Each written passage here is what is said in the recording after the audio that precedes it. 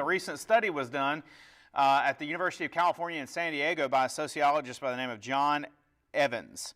And he actually proved through this study that a person's view of what it means to be human influences their ethical decision-making. So it was a survey done among 3,500 adults in the United States, and saw that those who believed that human beings bear the image of God held more humanitarian attitudes than those who did not. And so this is kind of how he played out the data. The more that respondents agreed with a purely biological definition of a human, the less likely they were to see people as special. They were less willing to stop genocide and more likely to accept the ideas of buying kidneys, of suicide to save money, and taking blood from prisoners who were unwilling to give it. By comparison, those who believed humans are made in the image of God were less likely to agree with money-saving suicide or with non-consensual blood donation. And so, if you believe that human beings are made in the image of God, then it's going to change decisions that people all around are facing. I shared with you last week about the part owner in the Golden State Warriors NBA basketball team, who said that he said nobody cares about what's going on with the Uyghur genocide in China. He said that's below the line of my consideration. It has no impact on my life, right? How can somebody say that? It's because they don't understand that human beings, all human beings, are made uniquely in the image of God. Understanding the image of God is at the root of all of our interpersonal relationships and virtues. It's the beginning of humanity. And as we lose this doctrine in our society, then we're going to see so much of what we're facing today get worse and worse and worse. And so last week we took an introductory look at the first chapters of the Bible where human beings were created as the crown of God's creative efforts. And this is where we go with all of our questions, back to creation. But we don't stop there because the Bible doesn't stop there. Remember the four key words, the four chapters of the Bible: creation, fall, redemption, restoration. So if we talk about the creation of something, in this sense, the human beings are created in the image of God. If we talk about that, then we can't stop there. Now we've got to go to the fall. And so last week we asked, what does it mean that God created human beings in His image? This week we're going to ask, what is the impact of the fall on the image of God in human beings? And so let's talk a little bit about what we call the fall. The fall out of God's creative design, where Adam and Eve were kicked out of the garden, the fall into sin. And so we saw last week that as representatives, as God's representatives, human beings were made to follow God's design for how they would reflect His goodness on the earth. When we talk about being created in the image of God, we actually want to turn the word image into a verb. We are meant to image forth God to the rest of the world. I kind of, at one point in time, I used an object illustration. I had a mirror. And around that mirror, I had a little rope. And I would put that around my neck, and I'd be walking around with a mirror so that I was literally reflecting something to the world, right? And what I was reflecting was the people who were in front of me. But in reality, if I took that mirror and I was outside and I just kind of tilted it at a 45-degree angle, then what would happen is that the sunlight and the light that was catching on that mirror would actually reflect out and form kind of a little spotlight. And that's exactly what we're meant to do, being made in the image of God. Figuratively speaking, we're meant to image forth God to the world so that when the world sees us, they're not seeing us, they're seeing God. That's what it means to be made in the image of God. It's representative of God's design. But what we're going to see today is in the fall, what we've done is we've taken that mirror and for the most part, we've taken that mirror and instead of at a 45-degree angle and reflecting out God to the world, we're just taking it and we're looking at ourselves in it. We've become totally self-absorbed and self-consumed. That's what sin has done to us. And we see this happen in Genesis chapter 3, verses 1 through 6. It says, "Now the serpent was more crafty than any other beast of the field that the Lord God had made. And he said to the woman, 'Did God actually say, you shall not eat of any tree in the garden?'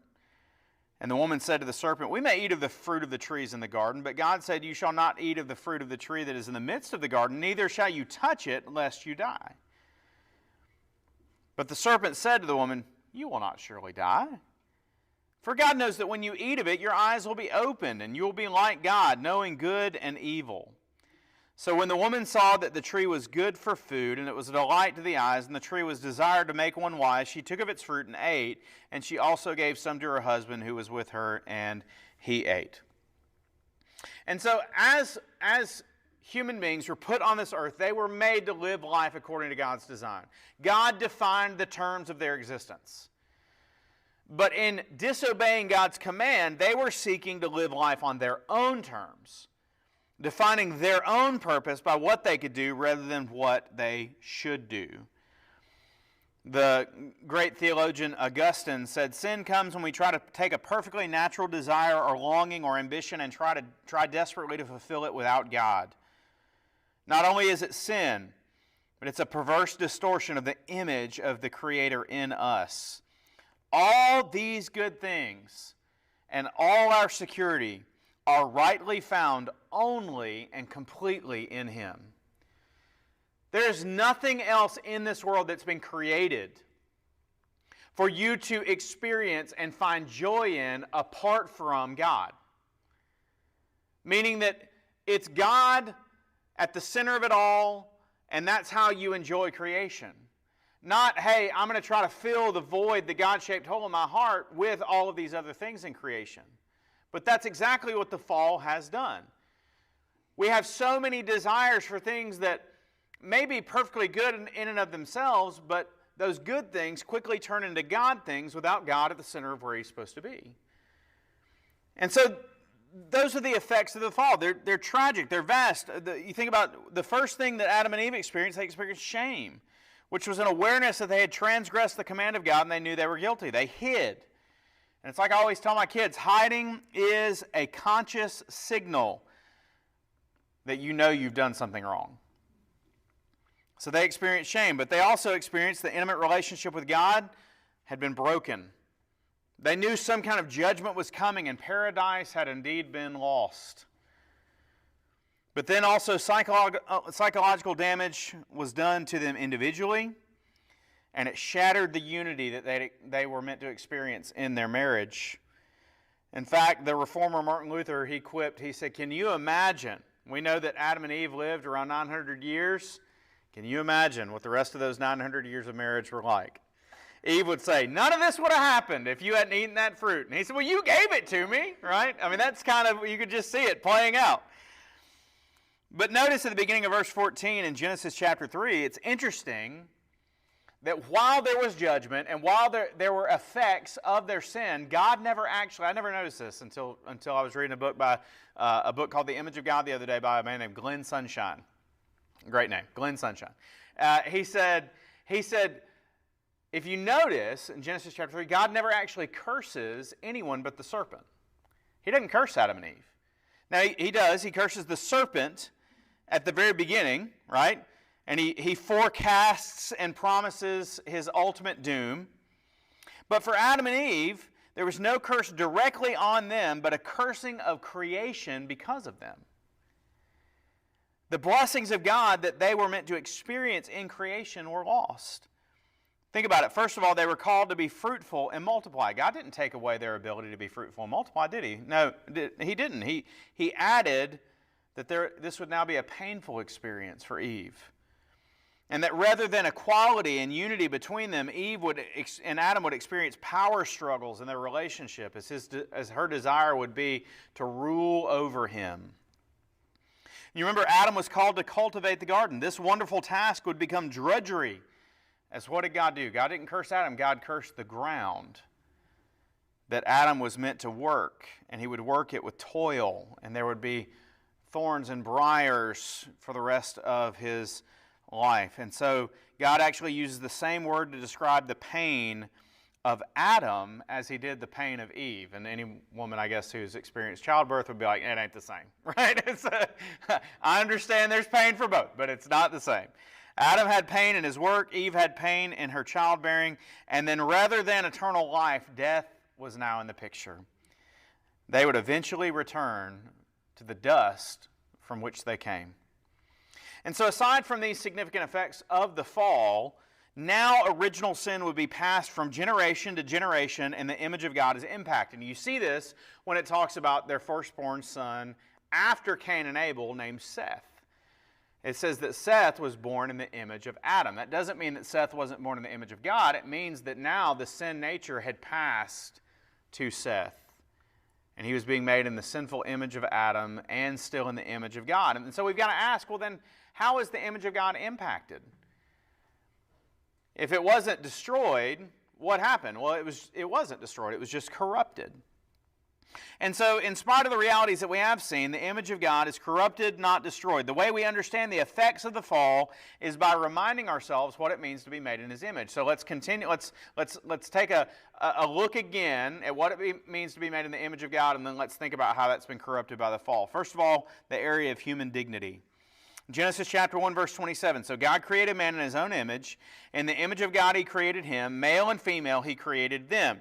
And so human beings are God's representative. We've meant that. They're meant to, or we've mentioned that. They're meant to image His rule and dominion on this earth. And so we saw last week, Genesis chapter 9, as Noah gets off the ark, that now there's a command given that if any human being takes another human being's life, that life should be required from them. This idea of capital punishment. And the justification for it is, for man is made in the image of God. And so what this is saying is that since human beings are God's representatives on earth, even after the fall, that they are still worth dignity and respect, so much so that if you take the life of another human being, you are assaulting God Himself. That's one reason why you've totally lost in our justice system. You've totally lost in any idea of you see a lot of states moving away from capital punishment. Because we're arrogant enough to think that, well, just by our philosophies and our doctrines, man-made doctrines, we can rehabilitate people. But actually, you see the exact opposite happening. I mean, quite literally, there are people being freed from prison who have no change of heart, and there are people who are, they're committing homicide or murder, and they're being let out. And I wonder how that's going to turn out, right? They don't have any more respect for the dignity of human beings as when they went in. And so, we've forgotten that to attack and kill another human being is to attack God Himself. And it even applies to lesser things that are done against each other. But that's the way that God wants us to see other people, as fellow image bearers. Doesn't matter what their skin color is. Doesn't matter what gender they are. It doesn't matter what lifestyle choices they've made. They are fellow image bearers of God. This is why, this is how you have something happen that's happened in the United States of America you've never had anywhere else. That's why there is humane treatment of prisoners in prison. That's why we don't just, hey, well, you've been accused of murder. We're going to take you out in firing squad and kill you immediately. It's because we say even those people who are accused of crimes are what? Innocent until proven guilty. That's dignity that we are bestowing on them. And then when they're prisoners, we don't throw them into the most horrific situations like you would find if you went to so many other nations around the world. Why are other nations and their prison systems so awful? And ours, you hear people joking about it. I know when it gets really cold outside, some people are joking about, well, hey, what crime could I commit to get put in jail? But it's not super serious because in jail, at least I'll have a roof over my head and 3 hot meals a day, right? We have, in our prison system, there is dignity placed on even the guilty, right? Why is that? Because at the core of our justice system, even though we want to throw God out of everything, we still have said they're fellow image bearers of God. C.S. Lewis himself said, you have never met an ordinary human being. You've never met somebody who's just flesh and blood. They bear the image of God even after the fall. But what happens is, as a result of the fall, we treat others with less respect and value than they deserve. Because of sin, we dehumanize and objectify other image bearers for our own selfish interests. And this doctrine has played itself out through history and brought true justice that's never been experienced by any other civilization apart from the doctrine of the image of God. And so, for instance, despite stereotypes to the contrary, Judaism and Christianity have had a more positive impact on women than any other movement in history. In a very real sense, we read Genesis 1:27, and the idea that man is created in the image of God includes male and female together as a unit, right? It says the image of God he created him, male and female he created them. The reason for that phrase, male and female he created them, immediately after that declaration about he created them in his image is because men and women are equal. They're not the same, but they are equal. Men are not women and women are not men. They are distinct. They are each worth dignity because they have been made uniquely in the image of God. Christian ethical standards raised the status of women in the Greco-Roman world. Husbands were commanded to love and take care of their wives as Christ loved and took care of the church, Ephesians 5:25 says. And this was an unheard of idea in the Greco-Roman world. The doctrine of the image of God is the foundation of all human rights. Both males and females and all of their offspring were made in God's image. And this emphasis on moral and spiritual equality led Christians to be the first people anywhere in the world to pass laws against slavery. As documented by Rodney Stark, who's a sociology professor at Baylor University, the root of the civil rights movement, the root of the rights of children and the unborn, the root of the rights for women, all come from this understanding of the image of God. But next, this idea of stewardship. Human beings are created in the image of God, and they've been given a purpose. Genesis 1:28 says, "And God blessed them and said to them, Be fruitful and multiply, and fill the earth and subdue it, and have dominion over the fish of the sea and over the birds of the heavens and over every living thing that moves on earth." So we have a royal authority to exercise dominion over all other creatures. And so if I am thinking blindly and not really thinking consistently, I might say, well, then, what right does any government have to tell me when I can shoot a white-tailed deer, right? I have royal authority by God, and I'm supposed to have dominion over this earth. So, if I see a buck, it doesn't matter if it's July, I'm taking it, right? Well, obviously, I'm thinking selfishly. Remember? We flip the mirror and we just look at ourselves. If I'm driven by selfish motivation, then I'm not reflecting the image of God. And so we agree with laws and other ideas about conservation, about stewarding well this earth. I mean, there might even be, even though you see a lot of science and climate change and stuff like that is more about fear, and it's a movement really not based in science, I would still say all this idea about reducing greenhouse emissions and things of that nature. If we can understand that there's truly an impact being made on the world, I think according to Genesis chapter 1 and 2, that we have a responsibility to at least research and try to discover if there are ways that we can limit some of those things. And so we are not sovereigns in this world, we are stewards. That's what it means to be made in the image of God. We should follow the commands of Scripture to enjoy and eat of the bounty of this world and see it through the lens that it is. But in our fallenness, we treat creation with disrespect. When we were up in the mountains, and it was these beautiful chalets built, by human beings, but you also saw the mark of human beings on the side of this mountain. There's just trash and beer cans and all this kind of stuff just thrown over the side and into these beautiful wooded areas. And there's the mark, right, of people who, once again, are thinking selfishly. What's most convenient for me? Well, you're not reflecting the image of God when you're being selfish and thinking about what's most convenient for you. Okay, last area. We talked about stewardship. We talked about human dignity. And even really, we blazed through those. There's so much more we could say about it. But there's this last thing called the cultural mandate. Genesis chapter 2, verse 15, the Lord God took the man and put him in the Garden of Eden to work it and keep it. That keep it is cultivating it. To take the raw materials of creation and to use the energy and the life that God had given Adam to build and make the world better.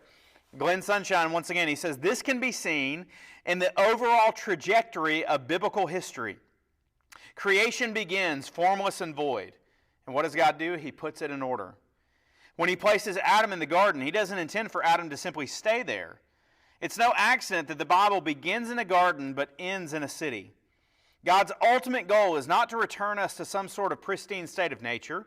Rather, we are to develop culture, which is a word that comes from the Latin word cultus, meaning labor or cultivation.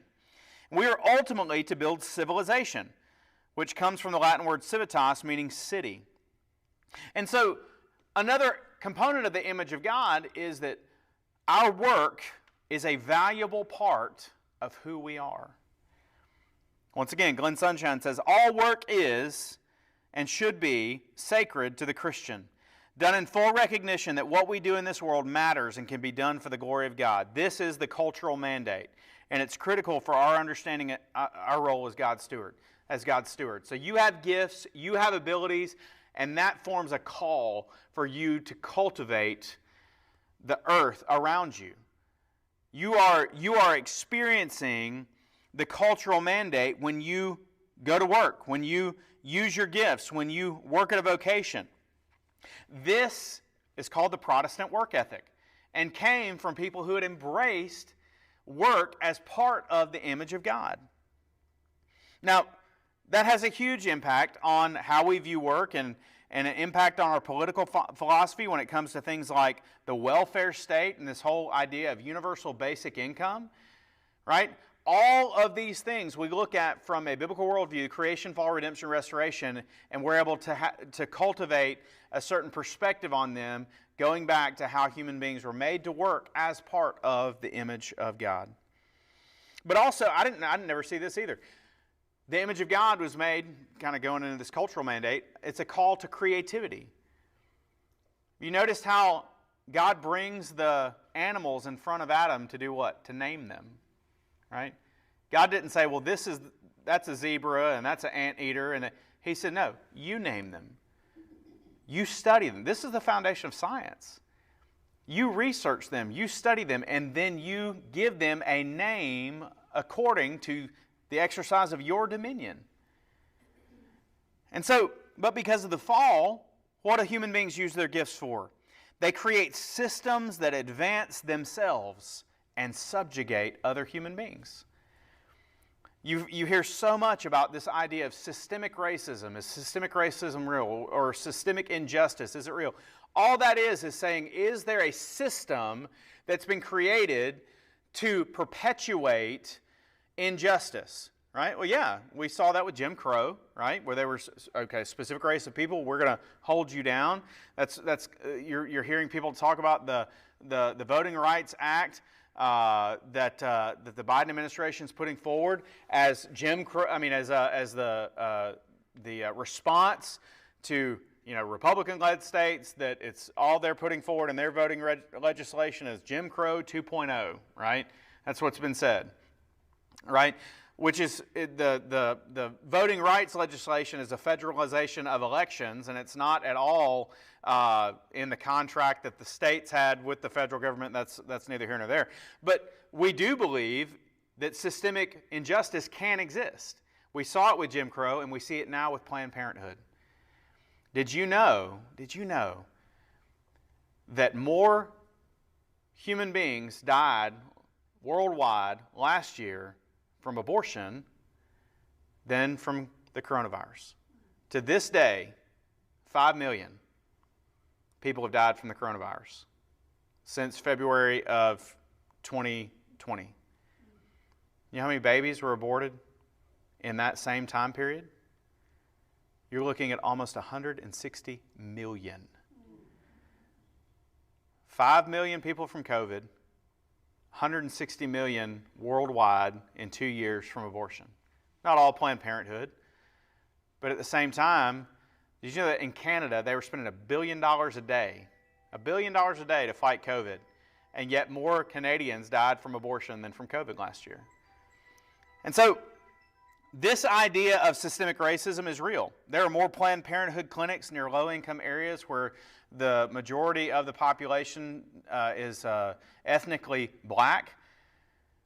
And you see that playing itself out to where Planned Parenthood aborts more black children than any other ethnicity.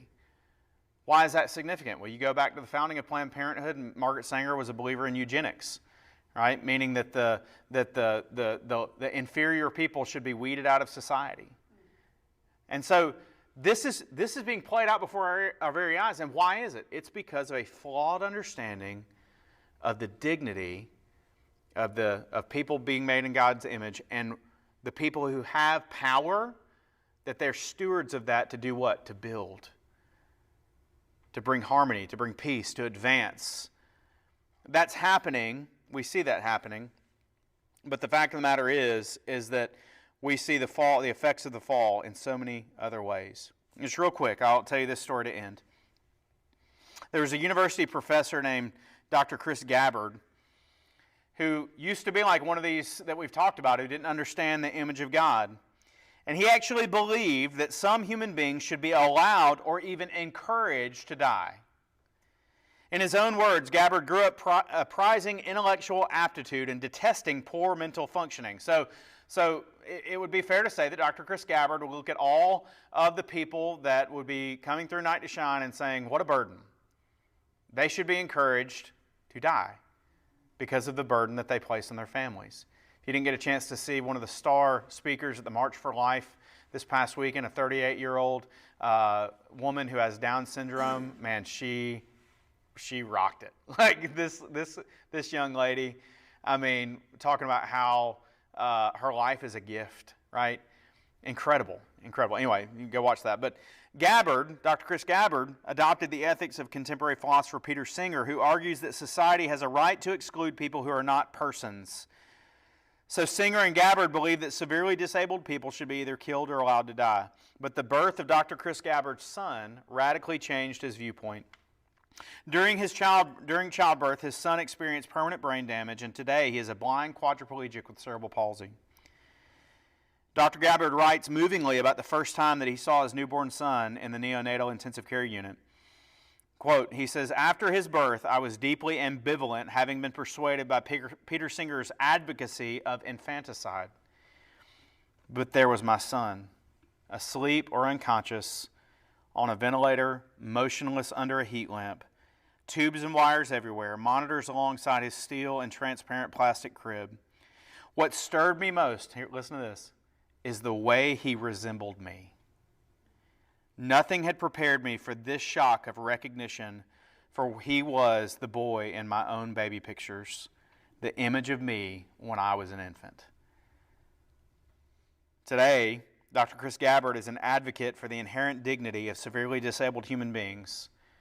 According to a 2010 Gallup poll that says that nearly half of them, that was 2010, so I'm sure it's changed since then, nearly half of Americans support assisted suicide. But now Dr. Chris Gabbard says things like this. He says, many such well-meaning people would like to end my son's suffering, but they do not stop to consider whether he is actually suffering. At times he is uncomfortable, yes, but the only real pain here seems to be the pain of those who cannot bear the thought of people like my son existing. And so we've talked a lot about the image of God today. And so I would encourage you as a way to take this with you. What have you learned about the image of God today that you did not know before today? Or how has your understanding of the image of God grown? And how can you apply it more to the life around you? Are you cultivating?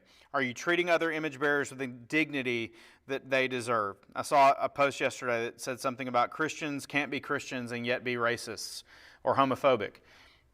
Absolutely. Why do we believe that? Because all people are made in the image of God. Even people who choose lifestyles differently than us, they are worth dignity and respect no matter how much they disagree with us and no matter how differently they may be from us. Because going back to the core of who we are, we're not different at all. We're made in the image of God. And so that's got to be at the core of our motivation, and our beliefs have got to determine how we behave and interact with people like that. And so for us, that means, how do we interact with people around us who disagree with us? Politically, morally, ethically. There was one more thing. There was somebody who said that they were pro-life. And this has been one of the things trumpeted by the pro-abortion movement. Somebody who said that they were pro-life actually had a gun and shot and killed a doctor who performed abortions at an abortion clinic. Well, that person's obviously not pro-life, the person that shot the other person, because if they did, they would have never come up with the idea that the way to help people is to take the life of this person, right? And so there's a moral equation that's got to happen in our own hearts and minds, and it begins with the truth of what we believe. And so it's in these ways that the image of God will influence our thinking, that even in spite of the fall, as we look around us, we understand all that's going on, in spite of that fall, we'll talk next week about what it means that the image of God in Christians is redeemed and restored. And we'll combine those two for next week, and it'll be a